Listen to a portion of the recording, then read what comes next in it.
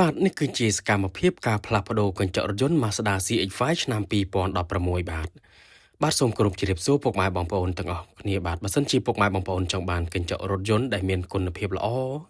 និងជាងដែលមានជំនាញច្បាស់លាស់ផ្នែកកញ្ចក់រថយន្តដែលគាត់មានបទពិសោធន៍យូរឆ្នាំខាងផ្លាស់ប្ដូរ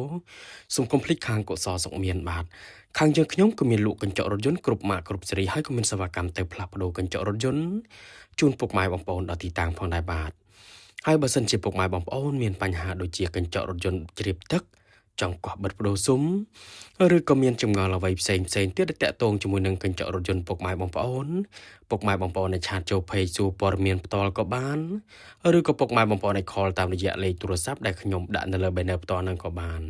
ខ្ញុំម្ចាស់ហាងដែលមានជំនាញនិងបទពិសោធន៍យូរឆ្នាំខាងកញ្ចក់រថយន្តខ្ញុំនឹងជម្រាបជូនពុកម៉ែបងប្អូនច្បាស់តែម្ដងបាទហើយបើសិនជាពុកម៉ែបងប្អូនមានបញ្ហាដូចជាកញ្ចក់រថយន្តបែកប្រេះស្រាំចង់អ៊ុតខាងខ្ញុំក៏មានជាងជំនាញច្បាស់លាស់ខាងអ៊ុតកញ្ចក់រថយន្តនឹងផងដែរណាពុកម៉ែបងប្អូនបាទពុកម៉ែបងប្អូនមកដល់ទីតាំងហាងផ្ទាល់ក៏បានឬក៏ពុកម៉ែបងប្អូនឲ្យជាងទៅអ៊ុតកញ្ចក់រថយន្តឬក៏ផ្លាស់ប្ដូរកញ្ចក់រថយន្តជូនពុកម៉ែបងប្អូនដល់ទីតាំងក៏បានបាទខាងយើងខ្ញុំនឹងក៏មានសេវាកម្មដល់ទីកន្លែងណាពុកម៉ែបងប្អូនបាទ